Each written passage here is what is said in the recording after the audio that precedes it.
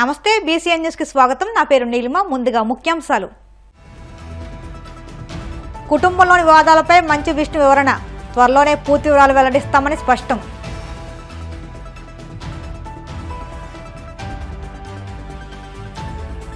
నైరుతి ఆగ్నేయ బంగాళాఖాతంలో కొనసాగుతున్న తీవ్ర అల్పపీడనం. శ్రీలంక, తమిళనాడు తీరాల వైపు పయనించే అవకాశం ఉందని వాతావరణ శాఖ అంచనా.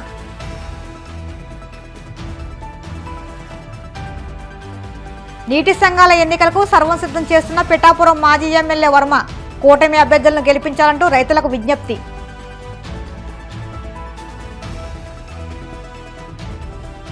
పేదలకు భూములపై పూర్తి హక్కులు కల్పిస్తాం, ఇదే కూటమి ప్రభుత్వ లక్ష్యమన్న మంత్రి అనగాని.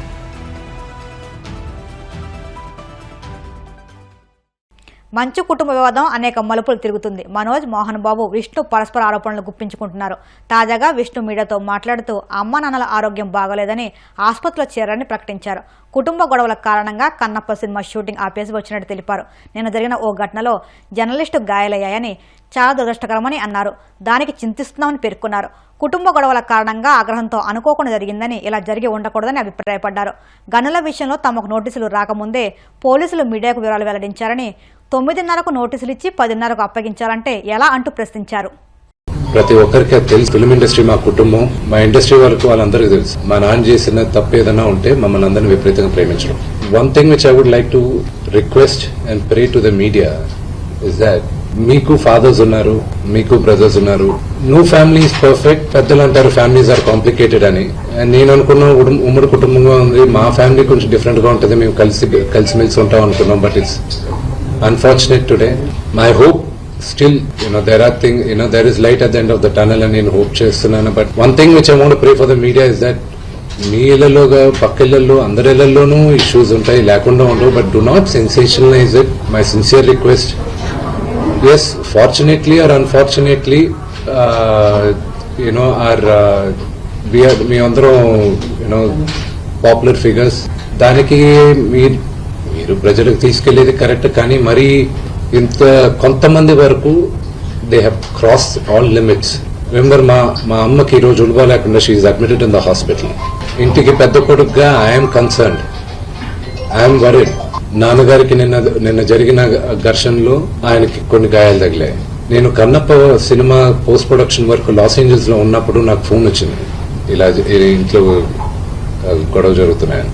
అన్ని ఆపుకొని ముందు వచ్చేసాను. For me family first. నిన్న మార్నింగ్ దిగాను.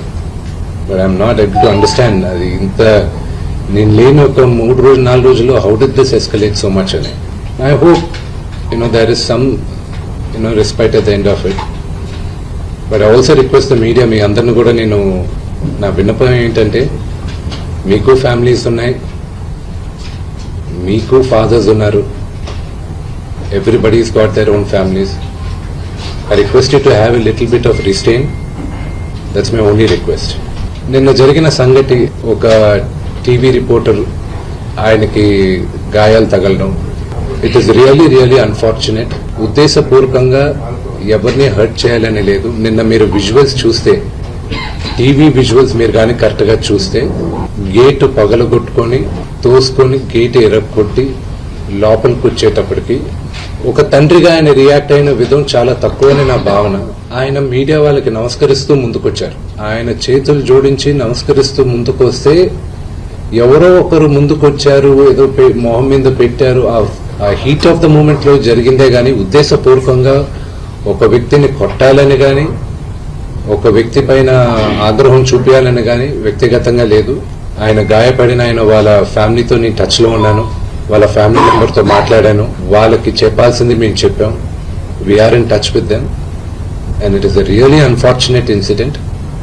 I wish this did not happen. ఇది జరుగుండకూడదు. It's really unfortunate it happen. నైరుతి ఆగ్నేయ బంగాళాఖాతంలో కొనసాగుతున్న తీవ్ర అల్పపీడనం రానున్న 24 గంటలలో పశ్చిమ వాయువ్య దిశగా శ్రీలంక, తమిళనాడు తీరాల వైపు పయనించే అవకాశం ఉందని విశాఖ వాతావరణ శాఖ అధికారి శ్రీనివాసరావు తెలిపారు. ఆ ప్రాంతాల్లో వాయుగుండంగా బలపడుతుందని వాతావరణ శాఖ అధికారులు అంచనా వేస్తున్నారు. ఈ అల్పపీడన ప్రభావంతో దక్షిణ కోస్తా, రాయలసీమ ప్రాంతంలో వర్షాలు పడే అవకాశం ఉందని, ఈ రోజు రేపు నెల్లూరు, తిరుపతి, అన్నమయ్య, చిత్తూరు జిల్లాలో భారీ వర్షాలు కురిసే అవకాశం ఉందని వాతావరణ శాఖ అధికారి శ్రీనివాసరావు తెలిపారు. బంగాళాఖాతంలో ఉన్నటువంటి తీవ్ర అల్పపీడనం అది ఈరోజు శ్రీలంక కోస్ట్కి దగ్గరలో నైరుతి బంగాళాఖాతంలో కంటిన్యూ అవుతుంది. అది likely to move in west north westerly direction, అంటే పశ్చిమ వాయుదిశగా వెళ్తూ నెక్స్ట్ 24 అవర్స్లో ఈ likely to reach Tamil Nadu and Sri Lanka Coast చేరువలో అయ్యే ఛాన్స్ ఉన్నట్టుగా మన ఫోర్కాస్ట్ ఇస్తున్నాం. దీని ప్రభావం ఇటు దక్షిణ కోస్తాలను రాయలసీమలను ఒక మాసలుగా ఉండే ఛాన్సెస్ అయితే ఉన్నాయి. ముఖ్యంగా ఈ రోజు నెక్స్ట్ కమింగ్ 24 అవర్స్ చూస్తే నెల్లూరు అండ్ తిరుపతి ఈ రెండు జిల్లాలు కూడా ఒకటి చోట్ల భారీ వర్షాలు. రేపటికి చూస్తే నెల్లూరు, తిరుపతి, అన్నమయ్య, చిత్తూరు ఈ 4 జిల్లాలకు కూడా ఒకటి చోట్ల భారీ వర్ష సూచన అయితే ఇస్తున్నాం, ఫోర్కాస్ట్ ఇస్తున్నాం. ఇటు ఉత్తరాంధ్ర వరకు చూస్తే ఇది చాలా స్వల్పంగా ఉంటుంది. 2 చోట్ల ఒక మాసం వర్షాలు వచ్చే ఛాన్స్ అయితే ఉన్నట్టుగా మనం ఫోర్కాస్ట్ ఇస్తున్నాం. ఈదురుగాల ప్రభావం కొంత మేర కొంచెం మేర వరకే ఉంది. ఇది దక్షిణ కోస్తా అటు ఉత్తర కోస్తా. మత్స్యకాలకు మట్టికి ప్రస్తుతం వరకు ఎటువంటి హెచ్చరికలు జారీ చేయలేదు. విండ్ మోడరేట్ ఒక అరౌండ్ 30 to 40 km/h వరకు విండ్ సౌత్ కోస్టల్ ఆంధ్రప్రదేశ్ లో వచ్చే ఛాన్స్ అవుతుంది. ప్రస్తుతానికి అయితే మత్స్యకాలకు అయితే మట్టికి ఎటువంటి హెచ్చరికలు జారీ చేయలేదు. నీటి సంఘాల ఎన్నికల నేపథ్యంలో టీడీపీ రాష్ట్ర అధికార ప్రతినిధి పిఠాపురం మాజీ ఎమ్మెల్యే వర్మ పార్టీ నాయకులను సిద్ధం చేస్తున్నారు. ఈ నేపథ్యంలో పిఠాపురం మహారాజాకోట ఆవరణలోని టీడీపీ కార్యాలయంలో పార్టీ నాయకులతో కలిసి పలు అంశాలపై చర్చించారు. గత 23 ఏళ్లుగా నియోజకవర్గ రైతాంగ సమస్యలపై పోరాడి జగన్ నిలిపివేసిన పురుషోత్తపట్నం ఎత్తిపోతల పథకాన్ని తిరిగి తీసుకొచ్చానని, త్వరలో జగనన్న నీటి సంఘాల ఎన్నికల్లో కూటమి అభ్యర్థులను గెలిపించే బాధ్యత రైతులు తీసుకోవాలని విజ్ఞప్తి చేశారు. కూటమి అభ్యర్థులను గెలిపిస్తే రైతుల పంటలకు పుష్కలంగా నీరందించే బాధ్యత తీసుకుంటామని అన్నారు. ఈ సమావేశంలో కోల రాజు, కందా శేషగిరి, నామా దొరబాబు, సోము సత్యబాబు, కొర్రుప్రోలు శ్రీను, కడిమిశెట్టి కుమార భాస్కర్ రెడ్డి, కొమ్మిరెడ్డి రమణ, కోరాగుల రాంబాబు, కందా నాగబాబు తదితరులు పాల్గొన్నారు. నియోజకవర్గంలో పిఠాపురం నియోజకవర్గ రైతాంగానికి అందరికీ కూడా విన్నవించుకునేది, రిక్వెస్ట్ చేసేది, నీటి సంఘాల ఎలక్షన్లో మన ఈ నెల డిసెంబర్ 14వ తారీఖున జరుగుతున్నాయి. కాబట్టి ఈ ఎలక్షన్లో తెలుగుదేశం పార్టీ, జనసేన, బీజేపీ కలిపి పోటీ చేస్తుంది. ఎక్కడ ఏ పార్టీ మూడింట్లో తెలుగుదేశం నిలబడినా జనసేన పనిచేయాలి, జనసేన నిలబడినా తెలుగుదేశం బీజేపీ పనిచేయాలి, బీజేపీ నిలబడినా జనసేన తెలుగుదేశం పనిచేయాలి. కూటమిలో ఎవరు ఎక్కడ నిలబడినా అందరూ కలిసికట్టుగా పనిచేసి గెలిపించవలసిన బాధ్యత. నేను రైతుల్ని స్వయంగా కోరేది ఏంటంటే, మునిగిపోతే పంటలు పండవు, నీరు లేకపోతే ఎండిపోతాయి. ఇది మనకి 2 జబ్బులు మన నియోజకవర్గాలు. రెండింటికి వైద్యం చేసాం. ఎండిపోయేదానికి పురుషోత్తపట్నం తీసుకొచ్చాం, జగన్ ఆపేశాడు. మళ్ళీ దాన్ని చంద్రబాబు నాయుడు వచ్చాక నా సీటు పోయిన సమయంలో నేను అడిగింది పురుషోత్తపట్నం. ఏలే రాజనీకరణ వచ్చింది, జగన్ ఆపేశాడు. దాని మీద పవన్ కళ్యాణ్ గారు నేను కూడా ఉప్పాడ జంక్షన్లో మాటిచ్చాం, మళ్ళీ తిరిగి ప్రారంభిస్తాం. రైతులు మిమ్మల్ని నేను ఒకటే కోరుతా ఉన్నా, ఏ రాజకీయ పార్టీ అయినా మీరు ఓట్లు వేస్తే కసిగా పనిచేస్తారు. మీకోసం నేను 23 సంవత్సరాలు రైతాంగం కోసం రాత్రింబవళ్ళు అనకుండా నేను పోరాడాను. దయచేసి కూటమి అభ్యర్థులు నిలబడిన చోట తెలుగుదేశం పార్టీ అవనండి, జనసేన అవనండి, బీజేపీ అవనండి, ఎట్టి పరిస్థితుల్లోని 100% ఓట్లు కూడా కూటమికి వేయాలి. ఇటు తెలుగుదేశం పార్టీ అవ్వచ్చు, జనసేన అవ్వచ్చు, బీజేపీ అవ్వచ్చు. గెలిపించిన బాధ్యత రైతాంగాన్ని ఉంది. మీ పంటలు పండించవలసిన బాధ్యత మాదుంది. ఇది నా హామీ. దయచేసి రైతాంగం అందరూ కూడా స్పందించి మేము నిలబెట్టిన అభ్యర్థులందరికీ ఓటేసి మాకు గౌరవంగా గెలుపు ఇస్తారని చెప్పి కోరుతున్నాను. ఈ 5 సంవత్సరాలు కూడా మీ పంటలు పండే విధంగా మీ ఇంట్లో పెద్ద కొడుకుగా నేను పనిచేస్తానని చెప్పి పిఠాపురం రైతాంగానికి అందరికీ నేను హామీ. సీఎం చంద్రబాబు, డిప్యూటీ సీఎం పవన్ల ఆశయాలకు అనుగుణంగా విజన్ ఆంధ్ర 2047 లక్ష్యంగా ముందుకెళ్తున్నామని మంత్రి అనగాని సత్యప్రసాద్ పేర్కొన్నారు. కట్టల సదస్సులో ఆయన మాట్లాడుతూ భూమిని కాపాడాల్సిన బాధ్యత ప్రతి ఒక్కరిపై ఉందని, అందుకే రెవెన్యూ సదస్సులు నిర్వహిస్తున్నట్లు స్పష్టం చేశారు. గత 5 ఏళ్లలో రాష్ట్రంలో ఎన్నో భూ కబ్జాలు జరిగాయని, కూటమి ప్రభుత్వం అధికారంలోకి వచ్చిన తర్వాత ఇచ్చిన మాట ప్రకారం ల్యాండ్ టైటిలింగ్ యాక్ట్ రద్దు చేసినట్టు స్పష్టం చేశారు. నూతన చట్టాలను తీసుకొస్తున్నామని, భూ ఆక్రమణలకు పాల్పడితే 10 ఏళ్ల జైలు శిక్ష వంటి కఠిన నిర్ణయాలు తీసుకోబోతున్నామని హెచ్చరించారు. రాబోయే రోజుల్లో పేదలకు తన భూమిపై హక్కులు కల్పించేలా చూస్తామన్నారు. పేద ప్రజల అసైన్మెంట్ భూములు 20 సంవత్సరాలు పూర్తయిందని చెప్పి తీసుకున్నారు. మనం చూస్తూ ఉంటే దాంట్లో 9,26,000 ఎకరాల్లో 4,21,000 ఎకరాలు అన్లాఫుల్గా జరిగిందని చెప్పి కూడా మీరందరూ కూడా నిర్ధారించడం జరిగింది. అంటే దాదాపుగా 45% అన్లాఫుల్గా జరిగిందని చెప్పి మీరే గౌరవ కలెక్టర్ గారు అందరూ చెప్పారు. కాబట్టి దాని మీద కూడా కఠినతరంగా వాళ్ళు ఎవరైతే తప్పుదోవలు తీసుకున్నారో వాళ్ళకి గుణపాఠం వచ్చే విధంగా తదుపరి కార్యాచరణ కూడా తప్పకుండా ముఖ్యమంత్రి గారు చెప్తామని చెప్పేసి కూడా తెలియజేస్తా ఉన్నాం. అలాగే ఏదైతే 10 ఏళ్లలో అమ్ముకోవచ్చని చెప్పి ఇళ్ల పట్టాలు ఇచ్చారో దాంట్లో కూడా పెద్ద స్కామ్ జరిగిన విషయం మీ అందరికీ తెలిసిందే.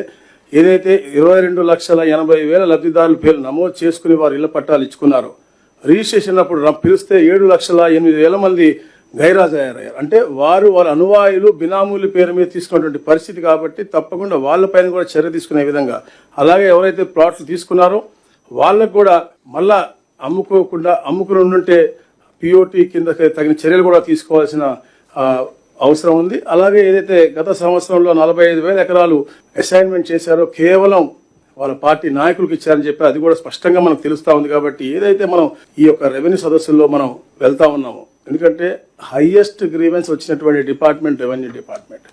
భూమి వివాదాలే అత్యధికంగా వచ్చినాయి. ఎందుకంటే ఈ ప్రభుత్వం ఏర్పడి 6 నెలలు అయింది. 6 నెలల్లో టోటల్గా వచ్చినటువంటి ఫిర్యాదు దాదాపుగా 98,000, అంటే రెవెన్యూ అండ్ స్టాంప్స్ రిజిస్ట్రేషన్ కలిపి. దాంట్లో దాదాపుగా 60% మనం రిజాల్వ్ చేశాము. అయినప్పటికీ కూడా ప్రతి ఒక్క సమస్య కూడా వారి దగ్గరికి వెళ్ళి సమస్య పరిష్కరించాలి. ఏదైతే పరిష్కరించగలమో అక్కడే పరిష్కరించే విధంగా కార్యాచరణ రూపకల్పన చేసుకుని మనం 6వ తారీఖు నుంచి రెవెన్యూ సదస్సులు చేస్తా ఉన్నాం.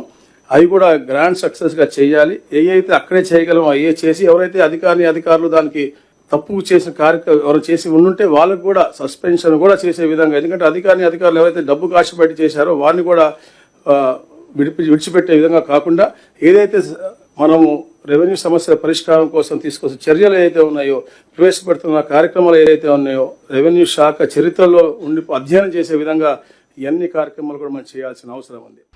విశాఖ మద్దిలపాలెం సమీపంలో వైసీపీ నూతన కార్యాలయ నిర్మాణ పూజ కార్యక్రమం ఘనంగా జరిగింది. ఈ కార్యక్రమంలో పార్టీ విశాఖ జిల్లా అధ్యక్షులు మాజీ మంత్రి గుడివాడ అమర్నాథ్, శాసనమండలి సభ్యురాలు, వైసీపీ రాష్ట్ర మహిళా విభాగం అధ్యక్షురాలు వరదు కళ్యాణి, వైసీపీ నాయకులు ఈ కార్యక్రమంలో పాల్గొన్నారు. Uttarandhra regional coordinator Vijayasai Reddy, MLC Botsa ఈ కార్యక్రమాన్ని 15న ప్రారంభిస్తారని అమర్ తెలిపారు. ముందుగా పూజా కార్యక్రమం నిర్వహించినట్టు తెలిపారు.